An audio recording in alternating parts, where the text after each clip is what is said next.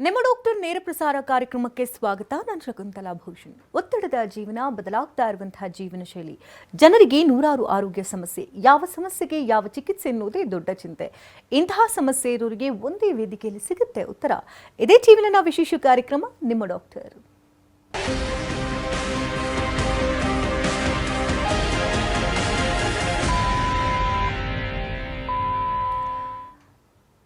ಬದಲಾಗ್ತಾ ಇರುವಂತಹ ಜೀವನ ಶೈಲಿ ಮತ್ತು ಆಹಾರ ಕ್ರಮದಿಂದ ಅನೇಕ ರೀತಿಯ ಆರೋಗ್ಯ ಸಮಸ್ಯೆಗಳು ಪ್ರತಿಯೊಬ್ಬರನ್ನ ಬಾಧಿಸ್ತಾ ಇದೆ. ಹಿಂದೆಲ್ಲ ವಯೋಸಹಜ ಖಾಯಿಲೆಯಾಗಿದ್ದಂಥ ಆರ್ಥರೈಟಿಸ್ ಸಮಸ್ಯೆ ಇದೀಗ 20 ವಯಸ್ಸಿನ ನಂತರದಲ್ಲೂ ಕೂಡ ಕಾಣಿಸ್ಕೊಳ್ತಾ ಇದೆ. ಜೊತೆಗೆ ಬೇರೆ ಬೇರೆ ರೋಗಗಳಿಗೆ ತುತ್ತಾದಂಥವರಲ್ಲೂ ಕೂಡ ಈ ರೀತಿಯ ಸಮಸ್ಯೆಗಳು ಹೆಚ್ಚಾಗ್ತಾ ಇದೆ. ಹಾಗಾದ್ರೆ ಆರ್ಥರೈಟಿಸ್ ಅಂತ ಅಂದ್ರೆ ಏನು, ಯಾವ ಕಾರಣಕ್ಕಾಗಿ ಆರ್ಥರೈಟಿಸ್ ಬರುತ್ತೆ, ಇನ್ನು ಆರ್ಥರೈಟಿಸ್ನಲ್ಲಿ ಎಷ್ಟು ವಿಧಗಳಿದೆ, ಇದಕ್ಕೆ ಹೋಮಿಯೋಪತಿನಲ್ಲಿ ಚಿಕಿತ್ಸಾ ಪದ್ಧತಿ ಏನಿದೆ, ಜೊತೆಗೆ ಆಹಾರ ಪದ್ಧತಿ ಯಾವ ರೀತಿ ಇರಬೇಕು, ದೈನಂದಿನ ಚಟುವಟಿಕೆ ಹೇಗಿರಬೇಕು, ಲೈಫ್ ಸ್ಟೈಲ್ ಹೇಗಿರಬೇಕು, ಎಲ್ಲದರ ಬಗ್ಗೆ ಮಾಹಿತಿನ ಕೊಡೋದಕ್ಕೆ ನಮ್ಮ ಹೋಮಿಯೋಪತಿಯ ವೈದ್ಯರಾಗಿರ್ತಕ್ಕಂಥ ಡಾಕ್ಟರ್ ಮಂಜುನಾಥ್ ಅವರು ನಮ್ಮೊಂದಿಗಿದ್ದಾರೆ. ಬನ್ನಿ ಕಾರ್ಯಕ್ರಮಕ್ಕೆ welcome. Welcome to the show. Thank you. Arthritis ಸಮಸ್ಯೆ ಬಹುದೊಡ್ಡದಾಗಿ ಅಂದರೆ ತುಂಬಾ ಗ್ರಾಸ್ಪ್ ಆಗಿ ಬೆಳೀತಾ ಇದೆ ಅಂತ ಹೇಳ್ಬೋದು. ಈ ಹಿಂದೆ ಎಲ್ಲ ಅಂದರೆ ಒಂದು 45 ವರ್ಷ ಆದಮೇಲೆ ಮಂಡಿ ನೋವು, ಸೊಂಟ ನೋವು ಇದೆಲ್ಲ ವೆರಿ ಕಾಮನ್ ಅಂತ ಹೇಳ್ತಾ ಇದ್ರು. ಬಟ್ ಇತ್ತೀಚಿನ ದಿನಗಳಲ್ಲಿ ಲೈಫ್ ಸ್ಟೈಲ್ ಡಿಸೀಸ್ ಆಗೂ ಕೂಡ ಈ ಆರ್ಥರೈಟಿಸ್ ಮಾರ್ಪಡ್ತಾ ಇದೆ. ಕಳೆದ 2 ವರ್ಷಗಳಲ್ಲಿ ನೋಡೋದಂದ್ರೆ ಕೊರೋನಾ ಸಂದರ್ಭದಲ್ಲಿ ತುಂಬಾ ಜನ ಮನೆಯಲ್ಲೇ ಕುಳಿತು ಆರ್ಥರೈಟಿಸ್ ಜನರೇಟ್ ಆಗಿದೆ ಅಂತ ಕೂಡ ತುಂಬಾ ಜನ ಹೇಳ್ತಾ ಇದ್ದಾರೆ. ಪಾಸಿಟಿವ್ ಬಂದಿದೆ, ಫ್ಯಾಮಿಲಿನಲ್ಲಿ ಇಲ್ಲವೇ ಇರಲಿಲ್ಲ ಅಂತೆಲ್ಲ ಕಂಪ್ಲೇಂಟ್ಸ್ಗಳು ಬರ್ತಾ ಇದೆ. ಮೊದಲಿಗೆ ಈ ಆರ್ಥರೈಟಿಸ್ ಅಂದ್ರೆ ಏನು, ಜೊತೆಗೆ ಇಷ್ಟು ಬಹುದೊಡ್ಡದಾಗಿ ಬೆಳೀತಾ ಇರೋದಕ್ಕೆ ಕಾರಣಗಳೇನು? ಖಂಡಿತ ನೀವು ಹೇಳಿದ್ದು ಸರಿ. ಇವತ್ತಿನ ಒಂದು ದಿನಗಳಲ್ಲಿ ಬಹಳನೇ ಒಂದು ದೊಡ್ಡದಾಗಿ ಹರಡ್ತಾ ಇರುವಂಥ, ಬೆಳೀತಾ ಇರುವಂಥ ಒಂದು ಕಂಡೀಷನ್ಸಲ್ಲಿ ಅಥವಾ ಏಲ್ಮೆಂಟ್ಸಲ್ಲಿ ಅಥವಾ ಕಾಯಿಲೆಗಳಲ್ಲಿ ಆರ್ಥರೈಟಿಸ್ ಕೂಡ ಭಾಳ ಒಂದು ದೊಡ್ಡ ಪಾತ್ರ ವಹಿಸುತ್ತೆ. ಮುಂಚೆ ಆದರೆ ಗೊತ್ತಿಲ್ಲದೆ ಬರುವಂಥ ಕಾಯಿಲೆಗಳು ಎಷ್ಟೋ ಒಂದಿತ್ತು. ಈಗೆಲ್ಲ ಗೊತ್ತಾಗಿ ಬರುವಂಥ ಒಂದು ಕಾಯಿಲೆಗಳು ಅಂದರೆ ನಾವಾಗೆ ತರಿಸ್ಕೊಳ್ಳುವಂಥ ಕಾಯಿಲೆಗಳು ಹೆಚ್ಚಾಗ್ತಾ ಇದೆ. ಫಾರ್ ಎಕ್ಸಾಂಪಲ್ ನಮಗೆ ಲೈಫ್ ಸ್ಟೈಲ್ ಕಂಡೀಷನ್ ಡಿಸೀಸಸ್ ಅಂತ ಹೇಳ್ತೀವಿ, ಅಥವಾ ಆಹಾರ ಪದ್ಧತಿ ಚೇಂಜಸ್ ಆಗಿರುವಂಥದ್ದು, ರೆಸಿಸ್ಟೆನ್ಸ್ ಪವರ್ ಕಡಿಮೆ ಆಗಿ ಕಾಯಿಲೆಗಳು ಬರುವಂಥದ್ದು, ನಮ್ಮ ಲೈಫ್ ಸ್ಟೈಲ್ ಚೇಂಜಸ್ ಆಗಿ ಸರಿ ಇಲ್ಲದೆ ಇರುವಂಥ ಒಂದು ಕಾಯಿಲೆಗಳು ಬರುವಂಥದ್ದು. ಸೊ ಅದರಲ್ಲಿ ಆರ್ಥರೈಟಿಸ್ ಕೂಡ ಹೆಚ್ಚಾಗಿ ಕಾಣಿಸ್ಕೊಳ್ತಾ ಇರುವಂಥ ಒಂದು ಕಂಡೀಷನ್ ಅಂತಲೇ ಹೇಳ್ಬೋದಾಗತ್ತೆ. ಆರ್ಥರೈಟಿಸ್ ಅನ್ನೇ ನಾವು ಕನ್ನಡದಲ್ಲಿ ಸಂಧಿವಾತ ಅಂತ ಹೇಳಿ ಕರಿತೇವೆ. ಸೊ ನಮ್ಮ ಸ್ನಾಯುಗಳಲ್ಲಿ, ನಮ್ಮ ಮೂಳೆಗಳಲ್ಲಿ ಯಾವಾಗ ಉರಿಯೂತನ ಕಾಣ್ತಾ ಬರ್ತಾ ಇರ್ತೀವಿ ಅಥವಾ ಸವೆತನ ಕಾಣ್ತಾ ಬರ್ತಾ ಇರ್ತೀವಿ, ನೋವನ್ನ ಕಾಣ್ತಾ ಬರ್ತಾ ಇರ್ತೀವಿ, ಆ ಕಂಡೀಷನ್ನೇ ನಾವು ಸಂಧಿವಾತ ಅಥವಾ ಆರ್ಥರೈಟಿಸ್. ಸೊ ಎಲ್ಲ ಮೂಳೆಗಳ ನೋವು ಆರ್ಥರೈಟಿಸ್ ಇರೋದಿಲ್ಲ, ನಾನಾ ಥರದ ಕಾರಣಗಳಿರುತ್ತೆ. ಅದಕ್ಕೆ ನಾವು ಅದನ್ನು ಡಿಫ್ರೆನ್ಸಿಯೇಷನ್ ಮಾಡ್ತೀವಿ ಲೊಕೇಶನ್ ವೈಸ್ ಆಗಿ, ಅಥವಾ ಕಾರಣಗಳ ಬೇಸ್ಡ್ ಮೇಲೆ ನಾವು ಅದನ್ನು ವಿಂಗಡಣೆ ಮಾಡ್ಬೋದಾಗತ್ತೆ. ಬಟ್ ನಮ್ಮ ದೇಹದಲ್ಲಿ, ಮನುಷ್ಯನ ಒಂದು ದೇಹದಲ್ಲಿ 206 ಮೂಳೆಗಳಿದ್ದಾವೆ. ಅದೇ ರೀತಿ 360 ಜಾಯಿಂಟ್ ಅಂದರೆ ಸಂಧಿಗಳಿದ್ದಾವೆ. ಸೊ 2 ಮೂಳೆಗಳ ಜೋಡಣೆನ ನಾವು ಜಾಯಿಂಟ್ ಅಂತ ಹೇಳಿ ಕರಿತೇವೆ. ಸೊ ಜಾಯಿಂಟ್ ಭಾಳನೇ ಒಂದು ಪ್ರಮುಖ ಪಾತ್ರ ವಹಿಸುತ್ತೆ ಮನುಷ್ಯನ ದೇಹದಲ್ಲಿ. ಯಾಕಂದರೆ ನಾವು ಬಗ್ಬೇಕಾಗತ್ತೆ, ಎದೊಳ್ಬೇಕಾಗತ್ತೆ, ಮಡ್ಚಬೇಕಾಗತ್ತೆ, ಕೆಲಸ ಮಾಡಬೇಕಾಗತ್ತೆ. ಸೊ ಇದಕ್ಕೆಲ್ಲ ಭಾಳನೇ ಒಂದು ಪ್ರಮುಖವಾಗಿ ಕೆಲಸ ಮಾಡುವಂಥದ್ದು ನಮ್ಮ ಸಂಧಿ, ಅಂದರೆ ನಮ್ಮ ಜಾಯಿಂಟ್. ಸೊ ಬರೀ 2 ಮೂಳೆ ಜಾಯಿಂಟ್ ಮಾಡಿಬಿಟ್ರೆ ಸಂಧಿ ಆಗಿಬಿಡುತ್ತಾ? ಖಂಡಿತ ಆಗೋದಿಲ್ಲ.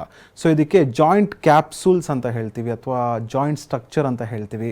ಸೊ ಮೂಳೆಯಿಂದ ಮೂಳೆಗೆ ಕನೆಕ್ಟ್ ಆಗಿರುವಂಥದ್ದೇ ಲಿಗಮೆಂಟ್ಸ್ ಅಂತ ಹೇಳ್ಬೋದು. ಮೂಳೆಯಿಂದ ಮಾಂಸಖಂಡಕ್ಕೆ ಅಟ್ಯಾಚ್ ಆಗಿರುವಂಥದ್ದು ಟೆಂಡಾನ್ಸ್ ಅಂತ ಹೇಳ್ಬೋದು. ಸೊ ಒಂದು ಮೂಳೆಗೆ ಒಂದು ಮೂಳೆ ಪರ್ದೆ ಆಗಿರುವಂಥದ್ದೇ ನಾವು ಆರ್ಟಿಕ್ಯುಲರ್ ಕಾರ್ಟಿಲೇಜ್ ಅಂತ ಹೇಳಿ ಕರಿತೇವೆ. ಯಾಕಂದರೆ ನಾವು ದಿನನಿತ್ಯ ಜೀವನದಲ್ಲಿ ನಿಂತ್ಕೊಳ್ಬೇಕಾಗತ್ತೆ, ಕೂತ್ಕೊಳ್ಬೇಕಾಗತ್ತೆ, ಕೆಲಸ ಮಾಡಬೇಕಾಗತ್ತೆ. ಸೊ ಒಂದು ಮೂಳೆಗೆ ಒಂದು ಮೂಳೆ ತಿಕ್ಕಾಟ ಆಗಬಾರ್ದು, ಘರ್ಷಣೆ ಉಂಟಾಗಬಾರ್ದು ಅನ್ನೋದಕ್ಕೆ ಆರ್ಟಿಕ್ಯುಲರ್ ಕಾರ್ಟಿಲೇಜ್ ಹೆಲ್ಪ್ ಮಾಡ್ತಾ ಇರುತ್ತೆ. ಆ್ಯಸ್ ಎ ಲೂಬ್ರಿಕೇಟಿಂಗ್ ಜೆಲ್ ಆಗಿ ಸೈನೋವೆಲ್ ದ್ರವ ಅಂದರೆ ಸೈನೋವೆಲ್ ಫ್ಲೂಯಿಡ್ ಕೆಲಸ ಮಾಡ್ತಾ ಹೋಗ್ತಾ ಇರುತ್ತೆ. ಸೊ ಇದೆಲ್ಲ ಸಪೋರ್ಟಿಂಗ್ ಸ್ಟ್ರಕ್ಚರ್ಸ್ ಆಗಿಯೇ ಜಾಯಿಂಟ್ ಕ್ಯಾಪ್ಸೂಲ್. ಸೊ ಯಾರ ಜಾಯಿಂಟ್ ಕ್ಯಾಪ್ಸೂಲ್ ಚೆನ್ನಾಗಿರುತ್ತೆ, ಸ್ಟ್ರೆಂತ್ ಆಗಿರುತ್ತೆ, ಯಾವುದೇ ರೀತಿಯ ತೊಂದರೆಗಳು ಉಂಟಾಗೋದಿಲ್ಲ. ಬಟ್ ನಮ್ಮ ಇವತ್ತಿನ ಒಂದು ಲೈಫ್ ಸ್ಟೈಲ್ ಕಂಡೀಷನಿಂದ ಆ ಜಾಯಿಂಟ್ ಕ್ಯಾಪ್ಸೂಲ್ ವೀಕ್ ಆಗ್ತಿದೆ. ಯಾಕಂದರೆ ಮೂಳೆಗಳಿಗೆ ಏನು ಬೇಕೋ ಅದನ್ನು ನಾವು ಸೇವನೆ ಮಾಡ್ತಾ ಇಲ್ಲ, ಜಾಯಿಂಟ್ ಕ್ಯಾಪ್ಸೂಲ್ಗೆ ಏನು ಬೇಕೋ ಅದನ್ನು ನಾವು ಎಕ್ಸಸೈಸ್ ಮಾಡ್ತಾ ಇಲ್ಲ. ಸೊ ಅದರಿಂದ ಏನಾಗುತ್ತೆ, ಅದರ ಸಾಂದ್ರತೆ ಕಡಿಮೆ ಆಗ್ತಿದೆ, ಅದರ ಶಕ್ತಿ ಕಡಿಮೆ ಆಗ್ತಿದೆ, ಅದು ಕೆಲಸ ಮಾಡೋ ರೀತಿ ಕಡಿಮೆ ಆಗ್ತಿದೆ. ಸೊ ಇದರಿಂದ ಏನಾಗುತ್ತೆ, ಸೊ ಮನುಷ್ಯನಿಗೆ ಅರ್ಲಿ ಸ್ಟೇಜಸ್ಸಲ್ಲೇ ಈ ಆರ್ಥರೈಟಿಸ್ ಅಥವಾ ಸಂಧಿವಾತಗಳು ಬರುವಂಥ ಸಮಸ್ಯೆಗಳು ಹೆಚ್ಚಾಗ್ತಾಯಿದೆ ಅನ್ನೋದು ಹೇಳ್ಬೋದಾಗುತ್ತೆ. Medically there are more than 100 types of arthritis. 100 ಥರದ ವಿಧವಾದ ಆರ್ಥರೈಟಿಸ್ಗಳನ್ನ ನಾವು ನೋಡ್ಬೋದು. ಅದರಲ್ಲಿ ಮುಖ್ಯವಾಗಿ ನಮ್ಮ ದಿನದ ಪ್ರಾಕ್ಟೀಸಲ್ಲಿ ನೋಡುವಂಥದ್ದು ಒಂದು 6ರಿಂದ 7 ರೀತಿಯ ವಿಧವಾದ ಒಂದು ಸಂಧಿವಾತಗಳನ್ನ ನೋಡ್ಬೋದು. ಅದರಲ್ಲಿ ಅತಿ ಪ್ರಮುಖವಾಗಿ, ಅತಿ ಹೆಚ್ಚಾಗಿ ಕಾಣಿಸ್ಕೊಳ್ಳುವಂಥದ್ದು ಆಸ್ಟಿಯೋ ಸಂಧಿವಾತ ಅಂತ ಹೇಳಿ ಕರಿತೇವೆ. ಆಸ್ಟಿಯೋ ಆರ್ಥ್ರೈಟಿಸ್ ಆಗಿರ್ಬೋದು, ಅಥವಾ ಎರಡನೇದಾಗಿ ರುಮಟೈಡ್ ಆರ್ಥ್ರೈಟಿಸ್ ಅಂತ ಹೇಳಿ ಕರಿತೇವೆ, ಮೂರನೇದಾಗಿ ಗೌಟಿ ಆರ್ಥ್ರೈಟಿಸ್ ಅಂತ ಹೇಳಿ ಕರಿತೇವೆ, ಅದೇ ರೀತಿ ಸೋರಿಯಾಟಿಕ್ ಆರ್ಥ್ರೈಟಿಸ್ ಆಗಿರ್ಬೋದು, ಸೆಪ್ಟಿಕ್ ಆರ್ಥ್ರೈಟಿಸ್ ಆಗಿರ್ಬೋದು, ಆ್ಯಂಕಲೋಸಿಂಗ್ ಸ್ಪಾಂಡಿಲೈಟಿಸ್ ಅಂತ ಹೇಳ್ತೀವಿ, ಅಥವಾ viral arthritis. So after viral infection chikungunya ಆಗಿರ್ಬೋದು, ಅಥವಾ ಈ ರೀತಿಯ ಒಂದು ವೈರಸಸ್ ಎನಿ ಕಂಡೀಷನ್ಸ್ ಆಗಿರ್ಬೋದು. ಎಷ್ಟೋ ಜನ ಕೊರೋನಾ ಎಫೆಕ್ಟ್ ಆದಮೇಲೆ ಆರ್ಥ್ರೈಟಿಸ್ ಬಂದಿದೆ. ಸೊ ವೈರಲ್ ಆರ್ಥ್ರೈಟಿಸ್ ಕೂಡ ಇವತ್ತಿನ ದಿನಗಳಲ್ಲಿ ತುಂಬ ಜನ ಇದರಿಂದ ಬಳಲ್ತಾ ಇರೋದು ಉಂಟು. ಸೊ ಇದರಲ್ಲಿ ಮುಖ್ಯವಾಗಿ ನಾನು ಹೇಳಿದೆ ಆಸ್ಟಿಯೋ ಸಂಧಿವಾತ ಅಥವಾ ಆಸ್ಟಿಯೋ ಆರ್ಥ್ರೈಟಿಸ್ ಕಾಣಿಸ್ಕೊಳ್ತಾ ಬರ್ತಾ ಇರುತ್ತೆ. ಮುಂಚೆ ಎಲ್ಲ ಒಂದು 50 ವರ್ಷ ಆದಮೇಲೆ ಕಾಣಿಸ್ಕೊಳ್ತಾ ಬರ್ತಿತ್ತು. ಬಟ್ ಇವತ್ತಿನ ದಿನಗಳಲ್ಲಿ 40 ವರ್ಷದ ಮೇಲ್ಪಟ್ಟು 35 ವರ್ಷದ ಮೇಲ್ಪಟ್ಟ ಜನರಲ್ಲಿ ಅಥವಾ ವಯಸ್ಕರಲ್ಲಿ ಇದು ಅತಿ ಹೆಚ್ಚಾಗಿ ಕಂಡುಬರ್ತಿದೆ. ಸೊ ಇದು ಅತಿ ಹೆಚ್ಚಾಗಿ ನಮ್ಮ ತೂಕ ಯಾವ ಮೂಳೆ ಹೊರುತ್ತೆ, ಫಾರ್ ಎಕ್ಸಾಂಪಲ್ ಮಂಡಿಯ ಮೂಳೆ ಆಗಿರ್ಬೋದು, ನೀ ಜಾಯಿಂಟ್ ಅಂತ ಹೇಳಿ ಕರಿತೇವೆ, ಅಥವಾ ಸೊಂಟದ ಮೂಳೆ ಆಗಿರ್ಬೋದು, ಹಿಪ್ ಜಾಯಿಂಟ್ ಅಂತ ಹೇಳಿ ಕರಿತೇವೆ. ಸೊ ಇಲ್ಲಿ ಅತಿ ಹೆಚ್ಚಾಗಿ ಭಾರ ಹೊರೋದ್ರಿಂದ, ಭಾರ ಕೆಲಸ ಮಾಡೋದ್ರಿಂದ ಇದು ಕಾಣಿಸ್ಕೊಳ್ಳುವಂಥದ್ದು. ಸೊ ಎರಡು ಮೂಳೆಗಳ ಮಧ್ಯೆ ನಾನು ಹೇಳಿದೆ ಒಂದು ಪರ್ದೆ ಆಗಿ ಆರ್ಟಿಕ್ಯುಲರ್ ಕಾರ್ಟಿಲೇಜ್ ಇರುತ್ತೆ ಅಂತ. ಸೊ ಆರ್ಟಿಕ್ಯುಲರ್ ಕಾರ್ಟಿಲೇಜಲ್ಲಿ ಒಂದು ಪ್ರೋಟೀನ್ ಕಂಟೆಂಟ್ ಇರುತ್ತೆ, ಅದನ್ನು ನಾವು ಮೆಡಿಕಲಿ ಪ್ರೋಟಿಯೋಗ್ಲೈಕನ್ ಅಂತ ಹೇಳಿ ಕರಿತೇವೆ.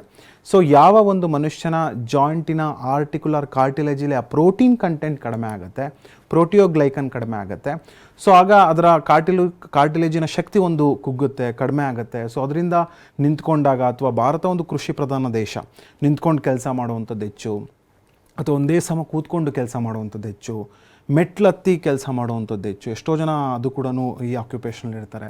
ಸೊ ಅವಾಗ ಭಾರ ಹೆಚ್ಚಾದಾಗ ಏನಾಗುತ್ತೆ, ಆರ್ಟಿಕ್ಯುಲರ್ ಕಾರ್ಟಿಲೇಜಿನ ಒಂದು ಪರ್ದೆ ಏನಿರುತ್ತೆ ಸೊ ಅದು ಸವಿತಾ ಬರುತ್ತೆ. ಸೊ ಅದು ಗ್ರ್ಯಾಜುವಲ್ ಆಗಿ ಏನಾಗುತ್ತೆ, ಪೇಯ್ನ್ ಸ್ಟಾರ್ಟ್ ಆಗೋಕ್ಕೆ ಬರುತ್ತೆ. ಸೊ ಸ್ವಲ್ಪ ಹೊತ್ತು ನಡೆದ್ರೆ ನನಗೆ ನೋವು ಸ್ಟಾರ್ಟ್ ಆಗಿಬಿಡುತ್ತೆ, ಡಾಕ್ಟರ್ ರೆಸ್ಟ್ ತೊಗೊಂಡ್ರೆ ಕಡಿಮೆ ಆಗುತ್ತೆ. ಸೊ ಏನೋ ಒಂಥರ ನಡೀತಿದ್ರೆ ಕ್ರಿಪಿಟಸ್ ಅಂತ ಹೇಳ್ತೀವಿ, ಸೌಂಡ್ ಬರ್ತಾ ಹೋಗ್ತಾ ಇರುತ್ತೆ, ಎರಡು ಮೂಳೆಗಳ ಘರ್ಷಣೆ ಉಂಟಾದರೆ ಸೌಂಡ್ ಬರುತ್ತೆ. ಸೊ ಈ ರೀತಿಯ ಒಂದು ಕ್ರಿಪಿಟಸ್ ಬರುವಂಥದ್ದು, ನೋವು ಉಂಟಾಗುವಂಥದ್ದು, ಸ್ವೆಲ್ಲಿಂಗ್ ಆಗುವಂಥದ್ದು, ರೆಡ್ನೆಸ್ ಆಗುವಂಥದ್ದು, ಇದೆಲ್ಲ ನಾವು ಆಸ್ಟಿಯೋ ಆರ್ಥ್ರೈಟಿಸಿನ ಒಂದು ಲಕ್ಷಣ ಅಂತ ಹೇಳ್ಬೋದಾಗತ್ತೆ. ಅದೇ ರೀತಿ ಎರಡನೇದಾಗಿ ಕಾಣಿಸ್ಕೊಳ್ಳುವಂಥದ್ದೇ ರುಮಟಾಯ್ಡ್ ಆರ್ಥ್ರೈಟಿಸ್. ಸೊ ತುಂಬ ಜನಕ್ಕೆ ಇದು ಗೊತ್ತಿಲ್ಲ ರುಮಟಾಯ್ಡ್ ಅಂದರೆ ಏನು ಅಂತ. ಸೊ ರುಮಟಾಯ್ಡ್ ಆರ್ಥ್ರೈಟಿಸ್ ಅನ್ನೋದು ಒಂದು ಆಟೋ ಇಮ್ಯೂನ್ ಕಂಡೀಷನ್ ಅಂತ ಹೇಳ್ತೀವಿ, ಅಥವಾ ಆಟೋ ಇಮ್ಯೂನ್ ಡಿಸೀಸ್ ಅಂತ ಹೇಳ್ತೀವಿ. ಇದರ ಎಕ್ಸ್ಪ್ಲನೇಷನ್ ಕೊಡಬೇಕು ಅಂತ ಹೇಳಿದ್ರೆ, ಪ್ರತಿಯೊಬ್ಬರ ಮನುಷ್ಯನ ದೇಹದಲ್ಲಿ ರೋಗ ನಿರೋಧಕ ಶಕ್ತಿ ಅಂದರೆ ರೆಸಿಸ್ಟೆನ್ಸ್ ಪವರ್ ಇರುತ್ತೆ. ಈ ರೋಗ ನಿರೋಧಕ ಶಕ್ತಿ ನಮ್ಮ ಕಣಗಳು ಅಥವಾ ನಮ್ಮ ಕಾರ್ಟಿಲೇಜ್ ಏನೇ ಒಂದು ಅದು ಪ್ರೊಟೆಕ್ಟಿವ್ ಆಗಿ ಕೆಲಸ ಮಾಡಬೇಕು. ಸೊ ಈ ರೀತಿ ಒಂದು ಆಟೋಮ್ಯೂನ್ ಕಂಡೀಷನ್ಸಲ್ಲಿ ಏನಾಗುತ್ತೆ, ಅದು ಪ್ರೊಟೆಕ್ಟ್ ಮಾಡೋ ಬದಲು ಡೆಸ್ಟ್ರಾಯ್ ಮಾಡ್ತಾ ಹೋಗ್ತಾ ಇರುತ್ತೆ. ಸೊ ನಮ್ಮ ಕಣಗಳನ್ನ ಡೆಸ್ಟ್ರಾಯ್ ಮಾಡ್ತಾ ಹೋಗ್ತಾ ಇರುತ್ತೆ, ನಮ್ಮ ಕಾರ್ಟಿಲೇಜ್ನ ಡೆಸ್ಟ್ರಾಯ್ ಮಾಡ್ತಾ ಹೋಗ್ತಾ ಇರುತ್ತೆ, ನಮ್ಮ ಜಾಯಿಂಟ್ ಕ್ಯಾಪ್ಸುಲ್ನ ಡೆಸ್ಟ್ರಾಯ್ ಮಾಡ್ತಾ ಹೋಗ್ತಾ ಇರುತ್ತೆ. ಸೊ ಇದರಿಂದ ರುಮಟಾಯ್ಡ್ ಆರ್ಥ್ರೈಟಿಸಿನ ಒಂದು ಲಕ್ಷಣಗಳು ಸ್ಟಾರ್ಟ್ ಆಗುತ್ತೆ. ಸೊ ಯಾವಾಗ ಆಸ್ಟಿಯೋ ಆರ್ಥ್ರೈಟಿಸ್ 40 ವರ್ಷದ ಮೇಲ್ಪಟ್ಟು ಬರುತ್ತೆ, ಸೊ ಈ ರುಮಟಾಯ್ಡ್ ಆರ್ಥ್ರೈಟಿಸ್ಗೆ ಯಾವುದೇ ರೀತಿಯ ವಯಸ್ಸಿನ ಇತಿಮಿತಿ ಇಲ್ಲ. ಒಂದು 10 ವರ್ಷದ ಮಕ್ಕಳಲ್ಲೂ ಬರ್ಬೋದು, 20 ವರ್ಷದ ಒಂದು ಹುಡುಗನಲ್ಲಿ ಬರ್ಬೋದು, 30 ವರ್ಷದ ಒಂದು ವಯಸ್ಕರಲ್ಲೂ ಕೂಡ ಬರ್ತಾ ಹೋಗ್ಬೋದಾಗುತ್ತೆ. ಇದಕ್ಕೆ ಮುಖ್ಯ ಕಾರಣ ನಮ್ಮ ಹೆರಿಡಿಟ್ರಿ ಅಂದರೆ ಆನುವಂಶಿಕತೆ. ತಂದೆಗೆ ರುಮಟಾಯ್ಡ್ ಆರ್ಥ್ರೈಟಿಸ್ ಇರುವಂಥದ್ದು, ಅಥವಾ ತಾಯಿಗೆ ರುಮಟಾಯ್ಡ್ ಆರ್ಥ್ರೈಟಿಸ್ ಇರುವಂಥದ್ದು, ಅಥವಾ ತಾತ ಅಜ್ಜಿಗೆ ಪೆಟ್ರನಲ್ ಸೈಡ್ ಯಾರಿಗಾದರೂ ರುಮಟಾಯ್ಡ್ ಆರ್ಥ್ರೈಟಿಸ್ ಫ್ಯಾಕ್ಟರ್ ಹೆಚ್ಚಿರುವಂಥದ್ದು, ಅಥವಾ ಎನಿ ಆಟೋಮ್ಯೂನ್ ಕಂಡೀಷನ್ಸ್ ಇರುವಂಥದ್ದು, ಅವರ ನೆಕ್ಸ್ಟ್ ಜನ್ರೇಷನ್ ಮಕ್ಕಳಿಗೆ ಬರುವಂಥ ಸಾಧ್ಯತೆ ಖಂಡಿತ ಇರುತ್ತೆ. ಮತ್ತು ಮತ್ತೊಂದು ಕಾರಣ ರುಮಟಾಯ್ಡ್ ಆರ್ಥ್ರೈಟಿಸ್ ಬರೋದಕ್ಕೆ ಮಾನಸಿಕ ಒತ್ತಡ.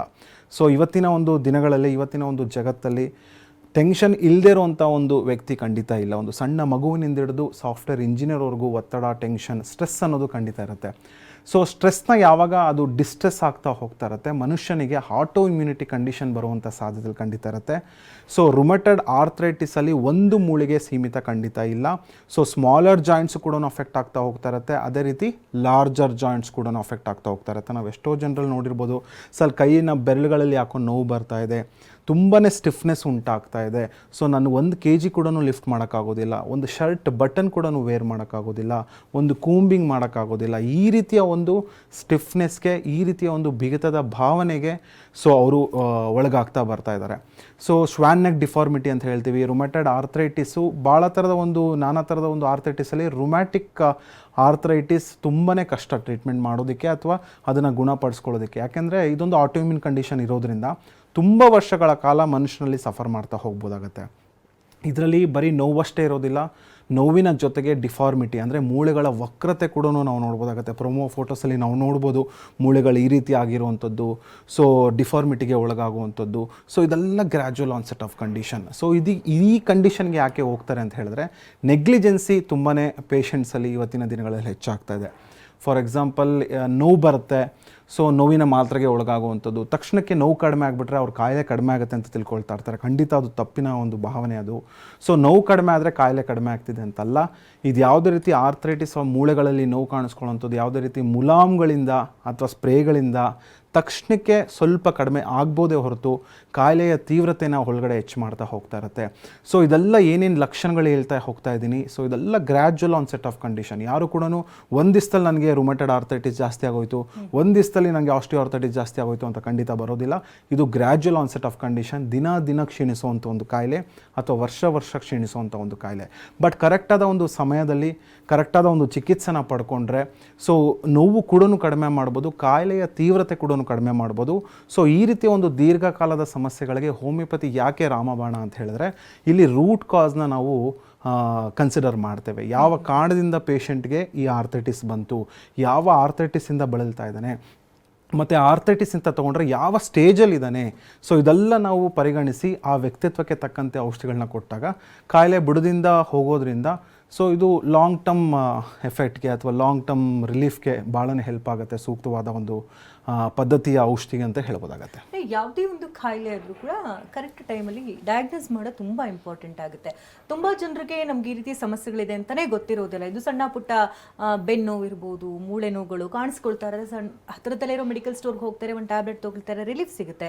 ಅಥವಾ ಹೋಮ್ ರೆಮಿಡೀಸ್ ಏನಾದರೂ ಮಾಡ್ತಾರೆ, ಮಸಾಜಸ್ ಮಾಡ್ಕೊಳ್ತಾರೆ, ಆಯಿಲ್ ಅಪ್ಲೈ ಮಾಡೋದು, ಸ್ಪ್ರೇ ಹೊಡಿಯೋದು, ಈ ಥರದ್ದೆಲ್ಲ ಮಾಡ್ತಿರ್ತಾರೆ. ಬಟ್ ಇದು ಆರ್ಥ್ರೈಟಿಸೇ ಅಂತ ಕನ್ಫರ್ಮ್ ಮಾಡ್ಕೊಳ್ಳೋದು ಹೇಗೆ? ಖಂಡಿತ ಭಾಳ ಒಳ್ಳೆ ಪ್ರಶ್ನೆ ಕೇಳಿದರೆ. ಬಿಕಾಸ್ ಎಷ್ಟೋ ಜನ ಸ್ಟಾರ್ಟಿಂಗಲ್ಲೇ ಸಿಮ್ಟಮ್ಸ್ ಬಂತು ಅಥವಾ ಲಕ್ಷಣಗಳು ಸ್ಟಾರ್ಟ್ ಆಯಿತು ಅಥವಾ ನೋವು ಸ್ಟಾರ್ಟ್ ಆಯಿತು ಅಂದರೆ ವೈದ್ಯರ ಹತ್ರ ಬರೋದಿಲ್ಲ.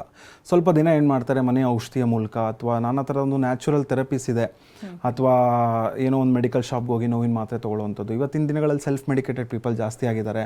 ಸೊ ಅಂದರೆ ಅವರಾಗೆ ಮಾತ್ರೆಗಳನ್ನ ಸೇವನೆ ಮಾಡುವಂಥದ್ದು, ಅಥವಾ ಯಾರಿಗೋ ಒಂದು ನೋವಿತ್ತು, ಅದು ನೋವು ಕಡಿಮೆ ಆಯಿತು. ಸೊ ಅದರಿಂದ ಏನಾಗ್ತಾ ಇದೆ, ಕಾಯಿಲೆಯ ತೀವ್ರತೆ ಹೆಚ್ಚಾಗ್ತಿದೆ. ಸೊ ಅವರ ಮಾತ್ರೆಗಳು ಸಹ ಯಾವಾಗ ಕೆಲಸ ಮಾಡೋದಿಲ್ಲ, ಆಗ ಅವ್ರಿಗೆ ವೈದ್ಯರು ನೆನಪಾಗ್ತಾ ಇದ್ದಾರೆ. ಸೊ ಆಗ ಬಂದಷ್ಟು ನಮಗೂ ಕೂಡ ಕಷ್ಟ ಆಗ್ತಾ ಬರುತ್ತೆ. ಯಾಕಂದರೆ ಸೊ ಕಾಯಿಲೆ ಇದು ಗ್ರ್ಯಾಜುವಲ್ ಆನ್ಸೆಟ್ ಆಫ್ ಕಂಡೀಷನ್ ಇರೋದ್ರಿಂದ ಎಷ್ಟೋ ಕಾಯಿಲೆಗಳು ತುಂಬ ವರ್ಷಗಳ ಕಾಲ ಟೈಮ್ ತೊಗೊಳುತ್ತೆ ಬೆಳೆಯೋದಕ್ಕೆ. ಅಷ್ಟು ಟೈಮ್ ಬಿಟ್ಬಿಟ್ಟಿರ್ತಾರೆ ಪೇಷಂಟ್ಸು. ಸೊ ಅಲ್ಲಿ ತನಕ ಬಿಡಬಾರ್ದು, ಯಾಕಂದರೆ ಇದು ದಿನ ಕ್ಷೀಣಿಸುವಂಥ ಒಂದು ಕಾಯಿಲೆ. ಸೊ ಏಜ್ ಆಗ್ತಾ ನಮ್ಮ ರೋಗ ನಿರೋಧಕ ಶಕ್ತಿ ಕಡಿಮೆ ಆಗುತ್ತೆ, ನಮ್ಮ ಸಸೆಪ್ಟಿಬಿಲಿಟಿ ಹೆಚ್ಚಾಗುತ್ತೆ. ಸೊ ಇದರಿಂದ ಏನಾಗುತ್ತೆ, ಕರೆಕ್ಟಾದ ಒಂದು ಸಮಯದಲ್ಲಿ ಡಯಾಗ್ನೋಸ್ ಮಾಡೋದು ಭಾಳ ಇಂಪಾರ್ಟೆಂಟು. ಸೊ ಎಲ್ಲ ಆರ್ಥ್ರೈಟಿಸಿನ ಒಂದು ಲಕ್ಷಣ ನೋವು, ಸವೆತ, ಊತ ಆದರೆ ಬಟ್ ಒಂದು ಆರ್ಥ್ರೈಟಿಸಿನ ಹಿಂದಿನ ಕಾರಣಗಳು ಡಿಫ್ರೆಂಟ್ ಇರ್ತಾ ಹೋಗ್ತಾ ಇರುತ್ತೆ. ಸೊ ಆ ಕಾರಣನ ನಾವು ಆ್ಯಸ್ ಎ ವೈದ್ಯರಾಗಿ ಪರಿಗಣಿಸಬೇಕಾಗತ್ತೆ. ಸೊ ಯಾಕೆ ಬಂತು, ಯಾವ ಏಜಲ್ಲಿ ಬಂತು, ಹೆರಿಡಿಟ್ರಿ ಫ್ಯಾಕ್ಟರಿಂದ ಬಂತ, ಅವನ ಮೇಂಟೆನೆನ್ಸ್ ಕಾಸಸ್ಸಿಂದ ಬಂತ, ಅಥವಾ ಏನೋ ಒಂದು ಲೈಫ್ ಸ್ಟೈಲ್ ಕಂಡೀಷನಿಂದ ಬಂತ ಅಂತ ತಿಳ್ಕೊಂಡು ಆ ಕಾರಣನ ತೆಗೆಯುವಂಥದ್ದು ಇಂಪಾರ್ಟೆಂಟು. ಪ್ಯಾರಲಲ್ಲಿ ಅದರ ತಕ್ಕಂತೆ ಅದ್ರ ಸಂಬಂಧಪಟ್ಟ ಒಂದು ಔಷಧಿಗಳನ್ನ ಕೊಡುವಂಥದ್ದು ಕೂಡ ಬಹಳ ಮುಖ್ಯ ಅಂತ ಹೇಳ್ಬೋದಾಗತ್ತೆ. ಈಗಾಗಲೇ ಒಬ್ರು ಕಾಲರ್ ಕೂಡ ರೆಡಿ ಇದ್ದಾರೆ. ಬೆಂಗಳೂರಿಂದ ಗಂಗೂಬಾಯಿ ಕರೆ ಮಾಡಿದ್ದಾರೆ. ನಮಸ್ತೆ ಗಂಗೂಬಾಯಿ ಅವರೇ. ನಮಸ್ತೆ ಮೇಡಮ್. ಡಾಕ್ಟರ್ ಇದ್ದಾರೆ, ಮಾತನಾಡಿ. ನಮಸ್ತೆ ಗಂಗೂಬಾಯಿ ಅವರೇ, ಹೇಳಿ ಅಮ್ಮ, ಏನು ತೊಂದರೆಗೆ ಕರೆ ಮಾಡಿದ್ರಿ? ಸರ್, ನನಗೆ ಕೆಲಸ ಮಾಡುವಾಗ ಗಂಟು, ಕೈ, ಕಾಲೆಲ್ಲ ತುಂಬಾ ನೋವು, ಬೆರಳೆಲ್ಲ ನೋವಾಗುತ್ತೆ. ಓಕೆ, ಎಷ್ಟು ದಿನದಿಂದ ಕಾಣಿಸ್ಕೊಳ್ತಿದೆ ಅಮ್ಮ? ಈಗ ಒಂದು 6 ತಿಂಗಳಾಯ್ತು ಸರ್. ಈಗ ಓಕೆ, ಎಲ್ಲಾದರೂ ತೋರಿಸಿದ್ರಾ ವೈದ್ಯರ ಹತ್ರ? ತುಂಬಾ ಕಡೆ ತೋರಿಸ್ತಾ ಇದ್ದೀನಿ ಸರ್. ವೆನ್ಲಾಕಲ್ಲಿ, ಇಲ್ಲಿ ಕಂಕನಾಡಿ ಹಾಸ್ಪಿಟ್ಲು. ಓಕೆ, ಏನಾದರೂ ಹೇಳಿದಾರಾ ಈ ಸಮಸ್ಯೆ ಇದೆ ಅಥವಾ ಈ ಆರ್ಥ್ರೈಟಿಸ್ ಇದೆ ಅಂತ ಹೇಳಿ? ಅವರು ಎಲ್ಲ ಬ್ಲಡ್ ಎಲ್ಲ ಚೆಕಪ್ ಮಾಡಿಸುವಾಗ ಎಲ್ಲ ನಾರ್ಮಲ್ ಇದೆ, ಟ್ಯಾಬ್ಲೆಟ್ ತಗೊಳ್ಳಿ ಕಮ್ಮಿ ಆಗುತ್ತೆ ಅಂತ ಹೇಳ್ತಾರೆ ಸರ್. ಓಕೆ ಅಮ್ಮ, ಕರೆಕ್ಟಾದ ಒಂದು ಡಯಾಗ್ನೋಸಿಸ್ ಭಾಳ ಇಂಪಾರ್ಟೆಂಟು. ಎಷ್ಟು ವಯಸ್ಸು ನಿಮಗೆ? ನನಗೆ ಈಗ 48 ಆಗಿದೆ ಸರ್. ಓಕೆ, 48 ವರ್ಷ ಅಂತ ಹೇಳ್ತಾ ಇದ್ದೀರಾ. ಸೊ ಆರ್ಥೈಟಿಸ್ ಬರೋ ಅಂಥ ಒಂದು ಏಜ್ ಅದೇ ಅಂತ ಹೇಳ್ಬೋದಾಗತ್ತೆ. ಅದು ಮಹಿಳೆಯರಲ್ಲಿ ಹೆಚ್ಚಾಗಿ ಕಾಣಿಸ್ಕೊಳ್ತಾ ಬರುತ್ತೆ. ಸೊ ನಿಮ್ಗೆಲ್ಲ ಮೂಳೆಗಳಲ್ಲಿ ಅಥವಾ ಜಾಯಿಂಟ್ಗಳಲ್ಲಿ ನೋವು ಬರ್ತಿದೆ, ಖಂಡಿತ ರಕ್ತ ಪರೀಕ್ಷೆಯಲ್ಲಿ ವ್ಯತ್ಯಾಸಗಳಿರುತ್ತೆ. ಸೊ ರಕ್ತ ಪರೀಕ್ಷೆಯಲ್ಲಿ CRP ಅಂತ ಹೇಳ್ತೀವಿ, ಸಿ ರಿಯಾಕ್ಟಿವ್ ಪ್ರೋಟೀನ್, ಅಥವಾ RA ಫ್ಯಾಕ್ಟರ್ ಏನಾದರೂ ಹೆಚ್ಚಿದೆಯಾ, ರುಮೆಟೆಡ್ ಆರ್ಥೈಟಿಸ್ ಏನಾದ್ರು ಇದೆಯಾ, ಅಥವಾ ಇವತ್ತಿನ ದಿನಗಳಲ್ಲಿ ಗೌಟಿ ಆರ್ಥೈಟಿಸಿನ ಒಂದು ಲಕ್ಷಣಗಳು ಕೂಡ ಕಾಣ್ತಾ ಬರ್ತಾ ಇದೆ. ಯೂರಿಕ್ ಆ್ಯಸಿಡ್ ಅಂಶ ಅನ್ನೋದು ಚೆಕ್ ಮಾಡಿಸ್ತಾ ಬರಬೇಕಾಗತ್ತೆ. ಸೊ ಬ್ಲಡ್ಡಲ್ಲಿ ಕ್ಯಾಲ್ಶಿಯಂ ಕಂಟೆಂಟ್ ಎಷ್ಟಿದೆ, ವಿಟಮಿನ್ D ಕಂಟೆಂಟ್ ಎಷ್ಟಿದೆ. ಸೊ ಆರ್ಥೈಟಿಸ್ ಪ್ರೊಫೈಲ್ ಅಂತ ಹೇಳ್ತೀವಿ, ಇದೆಲ್ಲ ನಾನು ಏನು ಹೇಳಿದೆ ಆರ್ಥೈಟಿಸ್ ಪ್ರೊಫೈಲ್, ಅದನ್ನು ಒಂದ್ಸರಿ ಪರೀಕ್ಷೆ ಮಾಡಿಸಿ. ಸೊ ಅದ್ರಲ್ಲಿ ಏನಾದರೂ ಒಂದು ವ್ಯತ್ಯಾಸ ಇದ್ದೇ ಇರುತ್ತೆ. ಸೊ ಅದ್ರ ತಕ್ಕಂತೆ ಔಷಧಿಗಳನ್ನ ಕೊಡ್ಬೋದಾಗತ್ತೆ. ಸೊ ಯಾವುದೇ ರೀತಿ ಮುಲಾಮ್ಗಳಿಗೆ ಮೊರೆ ಹೋಗುವಂಥದ್ದು, ಸ್ಪ್ರೇಗಳಿಗೆ ಮೊರೆ ಹೋಗುವಂಥದ್ದು, ತಕ್ಷಣಕ್ಕೆ ಜಸ್ಟ್ ನೋವಿನ ಮಾತ್ರೆ ತೊಗೊಳ್ಳುವಂಥದ್ದು ಖಂಡಿತ ಮಾಡಬೇಡಿ ಅಮ್ಮ. ಸೊ ಇವಾಗ ಈ ಏಜಲ್ಲಿ ನೀವು ಕರೆಕ್ಟಾದ ಒಂದು ಸಮಯದಲ್ಲಿ ಚಿಕಿತ್ಸೆನ ಪಡ್ಕೊಂಡ್ರೆ ಮುಂದೆ ಸಫರ್ ಆಗದೆ ಇರೋಂಗೆ ನೋಡ್ಕೊಳ್ಬೋದಾಗತ್ತೆ, ಮತ್ತು ಕಾಂಪ್ಲಿಕೇಶನ್ ಸಹ ಅವಾಯ್ಡ್ ಮಾಡ್ತಾ ಬರ್ಬೋದಾಗತ್ತೆ. ಧನ್ಯವಾದ ಗಂಗೂಬಾಯಿ ಅವರೇ ಕರೆ ಮಾಡೋದಕ್ಕಾಗಿ. ಇನ್ನೀಗ ಆರ್ಥರೈಟಿಸ್ ಸಮಸ್ಯೆಗೆ ತುಂಬ ಜನ ಅಂದರೆ ಬೇರೆ ಬೇರೆ ರೀತಿಯ ಮೆಡಿಸಿನ್ಸ್ಗೆ ಹೋಗಿರ್ತಾರೆ, ಅಂದರೆ ಬೇಗ ರಿಲೀಫ್ ಸಿಗುತ್ತೆ ಅನ್ನುವಂಥ ನಿಟ್ಟಿನಲ್ಲಿ. ಒಬ್ಬರ ದೇಹ ಪ್ರಕೃತಿಗಿಂತ ಮತ್ತೊಬ್ಬರದ್ದು ವಿಭಿನ್ನವಾಗಿರುತ್ತೆ. ಸೊ ಅದನ್ನು ನೋಡ್ಕೊಂಡು ಕೂಡ ಇಂಪಾರ್ಟೆಂಟ್ ಆಗಿ ಮೆಡಿಸಿನ್ಸ್ನ ಕೊಡಬೇಕಾಗುತ್ತೆ. ಜೊತೆಗೆ ಆಹಾರ ಕ್ರಮ ಕೂಡ ತುಂಬಾ ಇಂಪಾರ್ಟೆಂಟ್ ಆಗಿದೆ. ತುಂಬ ಜನ ಹೇಳ್ತಾರೆ ನಾವು ಡಯಟ್ ಮಾಡ್ತಾ ಇದ್ದೀವಿ ಆದರೂ ನಮ್ಗೆ ಯಾಕೆ ಈ ರೀತಿ ಆಗ್ತಾ ಇದೆ, ಎಲ್ಲ ಮೇಂಟೈನ್ ಮಾಡ್ತಿದ್ದೀವಿ, ಲೈಫ್ ಸ್ಟೈಲ್ ಬ್ಯಾಲೆನ್ಸ್ ಮಾಡ್ತಾ ಇದ್ವಿ ಆದರೂ ಕೂಡ ರೋಗ ಉಲ್ಬಣ ಆಗ್ತಿದೆ ಅನ್ನುವಂಥ ಕಂಪ್ಲೇಂಟ್ಸ್ಗಳು ಕೂಡ ಹೇಳ್ತಿರ್ತಾರೆ. ಸೊ ಇದಕ್ಕೆಲ್ಲ ಉತ್ತರ ಕೊಡೋದಾದರೆ? ಖಂಡಿತ ಪ್ರತಿಯೊಬ್ಬರ ದೇಹದ ಒಂದು ಪರಿಸ್ಥಿತಿ ಡೆಫಿನೆಟ್ಲಿ ಡಿಫ್ರೆಂಟ್ ಇರುತ್ತೆ. ಸೊ ಆರ್ಥರೈಟಿಸಿನ ಒಂದು ಲಕ್ಷಣ ಅಂತ ಹೇಳಿದ್ರೆ ಎಲ್ಲರಿಗೂ ಒಂದೇ ರೀತಿಯ ಒಂದು ನೋವು ಇರ್ಬೋದು. ನೋವಿನ ಒಂದು ತೀವ್ರತೆ ಒಬ್ಬರಲ್ಲಿ ಹೆಚ್ಚಿರುತ್ತೆ, ಒಬ್ಬರಲ್ಲಿ ಕಡಿಮೆ ಇರುತ್ತೆ. ಬಟ್ ಪ್ರತಿಯೊಬ್ಬರ ಕಾಯಿಲೆಯ ಇಂದಿನ ಕಾರಣಗಳು ಅಥವಾ ಕಾಸ್ ಅಂತ ಹೇಳ್ತೀವಿ, ಅದು ಭಾಳನೇ ಒಂದು ವ್ಯತ್ಯಾಸಗಳಿಗೆ ಒಳಗಾಗಬೇಕಾಗತ್ತೆ. ಆ್ಯಸ್ ಎ ವೈದ್ಯರಾಗಿ ನಾವು ಅದನ್ನು ಕಂಡುಹಿಡಿಯುವಂಥದ್ದು ಭಾಳ ಇಂಪಾರ್ಟೆಂಟು. ಜಸ್ಟ್ ಸಿಂಪ್ಟಮ್ಯಾಟಿಕ್ ರಿಲೀಫ್ ಕೊಡಬೇಕು, ಸಿಂಪ್ಟಮ್ಯಾಟಿಕ್ ಟ್ರೀಟ್ಮೆಂಟ್ ಕೊಡಬೇಕು ಅನ್ನೋದು ಖಂಡಿತ ಹೋಮಿಯೋಪತಿಲಿ ಇರೋದಿಲ್ಲ. ಸೊ ಹೋಮಿಯೋಪತಿಯ ತತ್ವನೇ ಇಂಡಿವಿಜುವಲಿಟಿ ಅಂತ ಹೇಳ್ತೀವಿ. ಅಂದರೆ ಒಂದು ವ್ಯಕ್ತಿಗೆ ಇನ್ನೊಂದು ವ್ಯಕ್ತಿ ಯಾವ ರೀತಿ ವಿಭಿನ್ನ ಇದ್ದಾನೆ ಅಂತ ಹೇಳಿ. ಫಾರ್ ಎಕ್ಸಾಂಪಲ್, ಇವಾಗ ಒಂದು 100 ಜನಕ್ಕೆ ನಾವು ಆರ್ಥರೈಟಿಸ್ನ ಪೇಷಂಟಿಗೆ ಒಂದು ಔಷಧಿ ಕೊಟ್ವಿ, ವಾಸಿ ಆಯಿತು ಅಂತ ಹೇಳಿದ್ರೆ ಆ ಔಷಧಿನ 101 ಪೇಷಂಟ್ಗೆ ನಾವು ಕೊಟ್ಟರೆ ಅದು ವಾಸಿ ಆಗೋದಿಲ್ಲ. ಬಿಕಾಸ್ ಪ್ರತಿಯೊಬ್ಬರ ವ್ಯಕ್ತಿತ್ವ ಡಿಫ್ರೆಂಟ್ ಇರುತ್ತೆ, ಪ್ರತಿಯೊಬ್ಬರ ಕಾಯಿಲೆಯ ತೀವ್ರತೆ ಡಿಫ್ರೆಂಟ್ ಇರುತ್ತೆ, ಕಾರಣ ಡಿಫ್ರೆಂಟ್ ಇರುತ್ತೆ. ಸೊ ಆ ಮೆಡಿಸಿನ್ಸು ಪೇಷಂಟ್ಗೆ ಒಂದು ಮೆಡಿಕೇಶನ್ಸ್ ಇರಬೇಕಾಗತ್ತೆ. ಸೊ ಆರ್ಥರೈಟಿಸಿನ ಒಂದು ಲಕ್ಷಣಗಳು ಕೂಡ ಅದೇ ರೀತಿ ಇಂಡಿವಿಜುವಲಿಟಿಯಾಗಿ ತೋರಿಸ್ತಾ ಹೋಗ್ತಾ ಇರುತ್ತೆ. ಎಲ್ಲ ಲಕ್ಷಣ ಎಲ್ಲರಲ್ಲೂ ಇರಬೇಕು ಅಂತಿರೋದಿಲ್ಲ. ಸೊ ಒಂದೇ ಕಾರಣ ಎಲ್ಲದರಲ್ಲೂ ಬರಬೇಕು ಅಂತಿರೋದಿಲ್ಲ. ಎಷ್ಟೋ ಜನರಲ್ಲಿ ನಾರ್ಮಲ್ ಲೈಫ್ ಸ್ಟೈಲ್ ಇರುತ್ತೆ, ಬಟ್ ಆರ್ಥರೈಟಿಸ್ ಉಲ್ಬಣ ಆಗ್ತಾ ಹೋಗ್ತಾ ಇರುತ್ತೆ. ಬಟ್ ಎಷ್ಟೋ ಜನಕ್ಕೆ ನೀವು ಹೇಳ್ದಂಗೆ ಲೈಫ್ ಸ್ಟೈಲ್ ತುಂಬ ಚೆನ್ನಾಗಿರುತ್ತೆ, ಯಾವುದೇ ರೀತಿ ಬ್ಯಾಡ್ ಹ್ಯಾಬಿಟ್ಸ್ ಇರೋದಿಲ್ಲ, ಯಾವುದೇ ರೀತಿಯ ಫುಡ್ ವ್ಯತ್ಯಾಸ ಇರೋದಿಲ್ಲ, ಬಟ್ ಆರ್ಥರೈಟಿಸ್ ಕಾಣಿಸ್ಕೊಳ್ತಾ ಬರ್ತಾ ಇರುತ್ತೆ. ಸೊ ಎಷ್ಟೋ ಜನಕ್ಕೆ ನಾವು ಹೇಳ್ಬೋದು ಇಡಿಯೋಪತಿಕ್ ಕಾಸ್ ಅಂತ ಹೇಳ್ತೀವಿ, ಕಾರಣನೇ ಗೊತ್ತಿರೋದಿಲ್ಲ. ಸೊ ಆರ್ಥರೈಟಿಸಿನ ಒಂದು ಲಕ್ಷಣಗಳು, ಆರ್ಥರೈಟಿಸಿನ ಒಂದು ಡಿಸೀಸ್ ಬರ್ತಾ ಹೋಗ್ತಾ ಇರುತ್ತೆ. ಸೊ ಇದನ್ನೆಲ್ಲ ನಾವು ಪರಿಗಣಿಸಬೇಕಾಗತ್ತೆ. ಅದಕ್ಕೆ ಹೋಮಿಯೋಪತಿಲಿ ನಾವು ಡೀಟೇಲ್ ಕೇಸ್ ಹಿಸ್ಟ್ರಿನ ಅದಕ್ಕೆ ನಾವು ತಗೊಳ್ಳುವಂಥದ್ದು. ಯಾಕೆ ಬಂತು, ಯಾವಾಗ ಬಂತು. ಸೊ ನಮ್ಮಲ್ಲಿ ಒಂದು ಕ್ಯಾಪ್ಷನ್ ಇದೆ, ಪ್ರಶ್ನಿಸದೆ ಒಪ್ಪಬೇಡಿ ಅಂತ ಹೇಳಿ. Don't accept without questioning. ಅಂದರೆ ಯಾವುದೇ ರೀತಿ ಪೇಷಂಟ್ ಹೇಳಿದ್ರು ಅಂತ ನಾವು ಅಕ್ಸೆಪ್ಟ್ ಮಾಡ್ತಾ ಹೋಗೋದಿಲ್ಲ. ಸೊ ಅದಕ್ಕೆ ಒಂದು ಕರೆಕ್ಟಾದ ಒಂದು ವೇ ಅನ್ನೋದಿರುತ್ತೆ. ಹೋಮಿಯೋಪತಿ ಔಷಧಿ ಮೂಲಕ ಕೊಟ್ಟ ಮೇಲೆ ಇದೇ ನೋವು ಕಡಿಮೆ ಆಗುತ್ತೆ, ಇಷ್ಟರಲ್ಲೇ ಕಡಿಮೆ ಆಗುತ್ತೆ ಅನ್ನೋದು ಒಂದು ಪ್ರಿಡಿಕ್ಟ್ ಮಾಡ್ತಾ ಬರ್ಬೋದಾಗತ್ತೆ. ಸೊ ಈ ರೀತಿಯ ಮೂಲಕ ಔಷಧಿಗಳು ಕೊಟ್ಟರೆ ಮಾತ್ರನೇ ಔಷಧಿಗಳು ಕೆಲಸ ಮಾಡುತ್ತೆ. ಸೊ ಅದೇ ರೀತಿಯ ನಾವು ರಿಸಲ್ಟ್ಸ್ ಕೂಡ ಆ ರೀತಿಯ ಒಂದು ಎಕ್ಸ್ಪೆಕ್ಟ್ ಮಾಡ್ತಾ ಬರ್ಬೋದು ಅನ್ನೋದು ಹೇಳ್ಬೋದು. ಈಗ ಹೋಮಿಯೋಪತಿ ಅಂತಂದರೆ ತುಂಬ ಲಾಂಗ್ ಟರ್ಮ್ ತಗೊಳ್ಬೇಕು ಅನ್ನೋ ಅಸಂಪ್ಷನ್ಸ್ ಕೂಡ ಇರುತ್ತೆ. ಕೆಲವರು ಏನು ಮಾಡ್ತಾರೆ, ಈಗ ತಗೊಳ್ತಾರೆ, ಸ್ವಲ್ಪ ದಿನಗಳ ಕಾಲ ಎಲ್ಲವೂ ಕೂಡ ನಾರ್ಮಲ್ ಆಗುತ್ತೆ, ನಂತರ ಬಿಟ್ಬಿಡ್ತಾರೆ. ಒಂದು 2-3 ವರ್ಷ ಬರ್ತಿದ್ದಂಗೆ ಮತ್ತೆ ಎಗೈನ್ ರಿವರ್ಸ್ ಆಗಿ ಈಗೇನು ತೀವ್ರತೆ ಇರುತ್ತೆ ಅದಕ್ಕಿಂತ ಹೆಚ್ಚಿನದ್ದು ಕೂಡ ಆಗಿರುವಂತಹ ಚಾನ್ಸಸ್ಗಳಿರುತ್ತೆ. ಸೊ ಈ ಬಗ್ಗೆ ಏನು ಹೇಳ್ತೀರಿ? ಅಂದರೆ ಹೋಮಿಯೋಪತಿ ಅಂದರೆ ಎಷ್ಟು ವರ್ಷಗಳ ಕಾಲ ಬೇಕಾಗುತ್ತೆ? ಅಂದರೆ ಡಿಪೆಂಡ್ಸ್ ಆನ್ ಒಬ್ಬರಿಂದ ಒಬ್ಬರಿಗೆ ವಿಭಿನ್ನವಾಗಿರುತ್ತಾ, ಹೇಗೆ? ಒಂದು ವ್ಯಕ್ತಿಗೆ ಎಷ್ಟು ದಿನಗಳ ಕಾಲ ಟ್ರೀಟ್ಮೆಂಟ್ ಬೇಕು ಅನ್ನೋದಕ್ಕೆ ಸಿಸ್ಟಮ್ ಒಗ್ಗತೆ ಉಂಟಾಗೋದಿಲ್ಲ. ಅಂದರೆ ಇದು ಹೋಮಿಯೋಪತಿ ಮಾಡಿದ್ರೆ ಸ್ಲೋ ಆಗುತ್ತೆ, ಬೇರೆ ಥರದ ಒಂದು ಚಿಕಿತ್ಸೆ ತೊಗೊಂಡ್ರೆ ಫಾಸ್ಟ್ ಆಗುತ್ತೆ. ಆ ವ್ಯಕ್ತಿಗೆ ಎಷ್ಟು ವರ್ಷದಿಂದ ಕಾಯಿಲೆ ಇದೆ ಅನ್ನೋದು ಭಾಳ ಇಂಪಾರ್ಟೆಂಟ್ ಆಗುತ್ತೆ. ಮತ್ತು ಅದರಲ್ಲಿ ನಾವು ಸ್ಟೇಜಸ್ ಅಂತ ಹೇಳ್ತೀವಲ್ಲ, ಮೊದಲನೇ ಹಂತದಲ್ಲಿ ಬಂದರೆ ಖಂಡಿತ ಎಷ್ಟೋ ಆರ್ಥರೈಟಿಸ್ 3 ತಿಂಗಳಲ್ಲೂ ಕೂಡ ವಾಸಿಯಾಗಿದೆ. ಎಷ್ಟೋ ಆರ್ಥರೈಟಿಸ್ ತುಂಬ 10 ವರ್ಷ ಅಂದ ಸಫರ್ ಮಾಡ್ತಾ ಇರ್ತಾರೆ. ಖಂಡಿತ ಅಂಥ ಕಾಯಿಲೆಗಳಿಗೆ ಅಥವಾ ಅಂಥ ಸಮಸ್ಯೆಗಳಿಗೆ 1 ವರ್ಷ 2 ವರ್ಷ ಚಿಕಿತ್ಸೆ ಪಡ್ಕೊಳ್ಬೇಕಾಗತ್ತೆ. ಬಿಕಾಸ್ ಇಲ್ಲಿ ನೋವು ಕಡಿಮೆ ಮಾಡುವಂಥದ್ದು ನಮ್ಮ ಏಮ್ ಇರೋದಿಲ್ಲ. ಸೊ ನಮ್ಮ ಏಮು ಕಾಯಿಲೆ ಕಡಿಮೆ ಆಗಬೇಕು, ಡಿಸೀಸ್ ಕಡಿಮೆ ಆಗಬೇಕು, ಸೊ ರೋಗ ಕಡಿಮೆ ಆಗಬೇಕು ಅನ್ನೋ ನಿಟ್ಟಿನಲ್ಲಿರುತ್ತೆ. ಸೊ ರೋಗ ಕಡಿಮೆ ಆಯಿತು ಅಂತ ಹೇಳಿದ್ರೆ ಅದರಿಂದ ಬರುವಂಥ ಒಂದು ಲಕ್ಷಣಗಳು, ಅದರಿಂದ ಬರುವಂಥ ಒಂದು ನೋವು, ಅದರಿಂದ ಬರುವಂಥ ಒಂದು ಕಾಂಪ್ಲಿಕೇಶನ್ಸ್ ಸಹ ಇರುತ್ತೆ. ಸೊ ಖಂಡಿತ ನೀವು ಹೇಳ್ದಂಗೆ ಪ್ರತಿಯೊಬ್ಬರು ಕೂಡ ಅವ್ರವ್ರ ಕಾಯಿಲೆಗಳು 100% ವಾಸಿ ಮಾಡ್ಕೊಳ್ಬೇಕು ಅನ್ನೋ ಆಸೆ ಇರುತ್ತೆ. ಅದರ ಜೊತೆಗೆ ಆದಷ್ಟು ಬೇಗ ವಾಸಿ ಮಾಡ್ಕೊಳ್ಬೇಕು ಅನ್ನೋದು ಮತ್ತೊಂದು ಆಸೆ ಇರುತ್ತೆ. ಸೊ ಎರಡೂ ಕೂಡ ನಾವು ಹೋಮಿಯೋಪತಿಲಿ ಖಂಡಿತ ನೋಡ್ತೀವಿ. ಯಾವುದೇ ರೀತಿ ಸ್ಲೋ ಅನ್ನೋದು ಹೋಮಿಯೋಪತಿ ಖಂಡಿತ ಇರೋದಿಲ್ಲ. So if medicine fails, it is A failure of the doctor, it is not A failure of the system ಅಂತ ಹೇಳ್ತೀವಿ. ಸೊ ಕರೆಕ್ಟಾದ ಒಂದು ಔಷಧಿ ಕೊಡಬೇಕಾಗತ್ತೆ. ಬಿಕಾಸ್ ಆ ಕೇಸ್ ಹಿಸ್ಟ್ರಿನ ತೊಗೊಳ್ಬೇಕಾಗತ್ತೆ. ಸೊ ಅದಕ್ಕೆ ಪೇಷಂಟ್ಗೆ ಒಂದು ಮೆಡಿಕೇಶನ್ಸ್ ಕೊಡಬೇಕಾಗತ್ತೆ. ಸೊ ಇದಕ್ಕೆ ಸ್ವಲ್ಪ ಟೈಮ್ ತೊಗೊಂಡಾಗ, ಸೊ ಕರೆಕ್ಟಾದ ಒಂದು ಔಷಧಿ ಹೋದಾಗ ಖಂಡಿತ ಅದು ಯಾವುದೇ ರೀತಿ ಸಮಸ್ಯೆ ಉಂಟಾಗೋದಿಲ್ಲ. ಗಿರೀಶ್ ಕರೆ ಮಾಡಿದ್ದಾರೆ ನಾಗಮಂಗಲದಿಂದ. ನಮಸ್ತೆ ಗಿರೀಶ್ ಅವರೇ. ಮ್ಯಾಮ್ ನಮಸ್ತೆ. ಡಾಕ್ಟರ್ ಜೊತೆ ಮಾತನಾಡಿ. ನಮಸ್ತೆ ಗಿರೀಶ್ ಅವರೇ, ಹೇಳಿ ಏನು ಸಮಸ್ಯೆ? ಸರ್ ನನಗೆ ಹಲೋ ಹೇಳಿ ಸರ್ ಹೇಳಿ. ಮ್ಯಾಮ್ ನನಗೆ ಒಂದು 3-4 ವರ್ಷದಿಂದನೂ ಬ್ಯಾಕ್ ಪೇನ್ ಸಮಸ್ಯೆ ಬರ್ತಿದೆ ಮ್ಯಾಮ್. ಓಕೆ. ಅದರಲ್ಲಿ ಏನಾಗ್ತು ಅಂದ್ರೆ ನನಗೆ ಕೆಲವೊಂದು ಡಿಪ್ರೆಷನ್ ಮತ್ತೆ ಆಂಗ್ಸೈಟಿ ಡಿಪ್ರೆಷನ್ಗೆ ಟಾಬ್ಲೆಟ್ ತಗೋತಾ ಇದ್ದೆ. ಸರಿ. ಅದು ಒಂದು 4 ವರ್ಷದಿಂದನೂ ಟಾಬ್ಲೆಟ್ ತಗೋತಾ ಇದ್ದೆ ಮ್ಯಾಮ್. ಓಕೆ. ಅದರಿಂದ ಏನಾದ್ರು ಬ್ಯಾಕ್ ಪೇನ್ ಬರ್ತಾ ಇದೆಯಾ ಅಂತ ಡಾಕ್ಟರ್ ಅಂದಿದ್ರು ಮಂಡ್ಯದಲ್ಲಿ. ಓಕೆ. ಅದರಿಂದ ಏನಾದ್ರು ಬರ್ತಾ ಇದೆಯಾ ಸರ್? ಆಮೇಲೆ ಯೂರಿನರಿ ಟ್ರ್ಯಾಕ್ ಅಲ್ಲಿ ಇನ್ಫೆಕ್ಷನ್ ಆಗಿದೆ, ನಮ್ಗೆ ಜಾಸ್ತಿ ರೀಸೆಸ್ ಹೋಗ್ತಾ ಇದೆ ಅಂತ ಹೇಳ್ಕೊಂಡಿದ್ದೆ ಡಾಕ್ಟರ್ ಹತ್ರ. ಓಕೆ.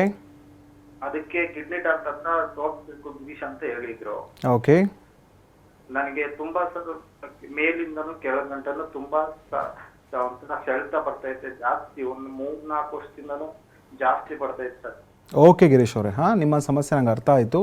ಸೊ ಈ ಥರದ ಒಂದು ಕಂಡೀಷನ್ಸಲ್ಲಿ it is a chronic condition, ಅಂದರೆ ಮಲ್ಟಿಪಲ್ ಕಂಡೀಷನ್ಸ್ ಇರೋದ್ರಿಂದ ಸೊ ಒಂದು ದಿವಸ ಕರೆಕ್ಟಾಗಿ ನೋಡಬೇಕಾಗತ್ತೆ, ಒಂದು ಸರಿ ಪರಿಶೀಲನೆ ಮಾಡಬೇಕಾಗತ್ತೆ.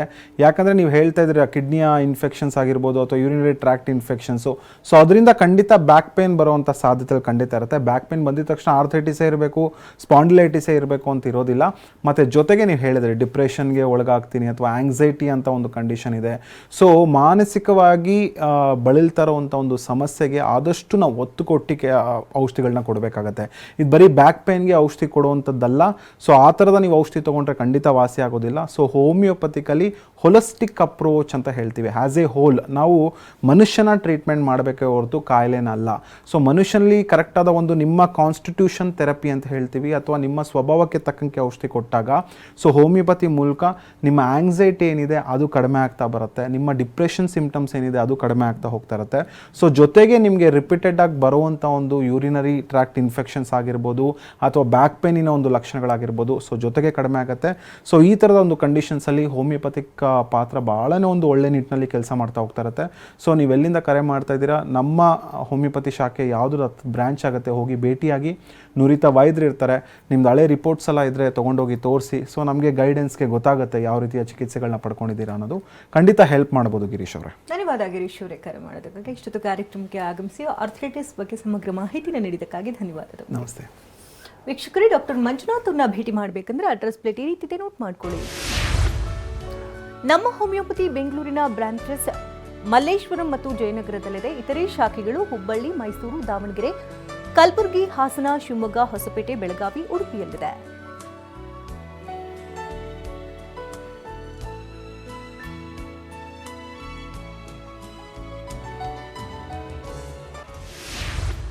ಹಾಗೆ ಮಹಾರಾಷ್ಟ್ರ, ಮುಂಬೈ, ಪುಣೆ, ಸೋಲಾಪುರ, ಖೋಲಾಪುರ, ನಾಗ್ಪುರ, ಔರಂಗಾಬಾದ್ ಹಾಗೂ ನಾಸಿಕ್ನಲ್ಲೂ ಕೂಡ ಬ್ರಾಂಚಸ್ಗಳಿದೆ. ದೂರವಾಣಿ ಸಂಖ್ಯೆ ಈ ರೀತಿದೆ: 9620240240.